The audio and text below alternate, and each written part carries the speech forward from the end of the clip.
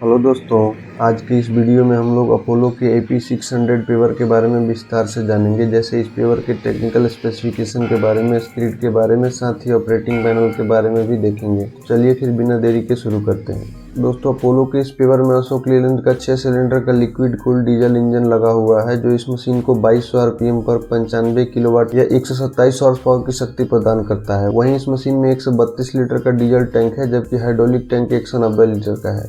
दोस्तों, अपोलो का यह पेवर 2 स्क्रीड ऑप्शन के साथ आता है। पहला स्क्रीड है TB4500, जिसका बेसिक स्क्रीड का विड्थ है 4.5 मीटर और यह स्क्रीड बोल्ट ऑन एक्सटेंशन के साथ अधिकतम 6 मीटर की चौड़ाई और 3 mm की थिकनेस तक बेड बना सकता है। वहीं दूसरा स्क्रीड है TB4900, जिसका बेसिक स्क्रीड का विड्थ है 4.9 मीटर और स्क्रीड बोल्ट ऑन एक्सटेंशन के साथ मैक्सिमम 7 मीटर की चौड़ाई तक बेड बनाने में सक्षम है।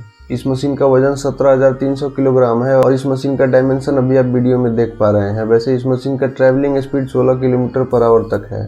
अभी हम लोग स्क्रीड रिमोट और मेन ऑपरेटिंग पैनल के बारे में देखेंगे। तो ये लेफ्ट साइड का स्क्रीड रिमोट है, जिसमें सबसे पहला स्विच वाइब्रेटर का है।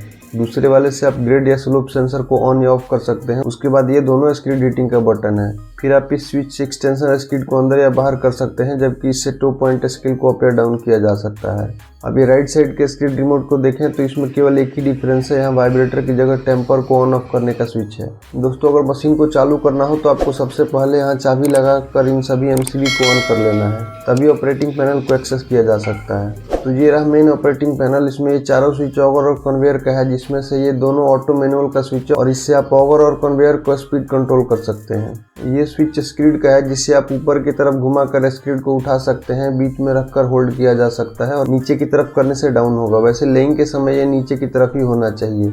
ये बटन ट्रैक्टर लिफ्ट का है, मतलब इसको दबाने से रियर व्हील सरफेस से थोड़ा ऊपर हो जाता है। इसके बाद ये चारों बटन हॉर्न और लाइट का है। फिर ये दोनों स्विच स्क्रीड हीटिंग का है, जिसमें इससे आप फ्यूल पंप को ऑन करके इस बटन से बर्नर को ऑन ऑफ कर सकते हैं। अब ये स्विच इंजन स्टार्ट स्टॉप करने का है। फिर इससे आप हॉपर को अप या डाउन कर सकते हैं। दोनों स्क्रीड को अंदर या बाहर आप इन दोनों स्विच की हेल्प से कर सकते हैं और इससे आप ग्रेड और स्लोप सेंसर को ऑन ऑफ कर सकते हैं। दोस्तों, इस स्विच से डिफरेंशियल को लॉक या अनलॉक किया जा सकता है। यह हमेशा अनलॉक होना चाहिए। इसको लॉक तभी करते हैं जब टायर स्लिप कर रहा हो, तब डिफरेंशियल लॉक करने से चारों टायर एक साथ घूमेंगे या चारों टायर में इंजन का पावर बराबर डिस्ट्रीब्यूट होगा, जिससे पेवर फंसेगा नहीं। अगर आपको पेवर से लेइंग करना हो तो इस स्विच को पेव की तरफ सेट करेंगे, फिर यह स्विच फॉरवर्ड करके उसके बाद इससे आप स्पीड को कंट्रोल कर सकते हैं। बात करें इस हाई लो स्विच की, तो यह तभी काम करेगा जब ये स्विच ट्रैवलिंग मोड पे सेट हो।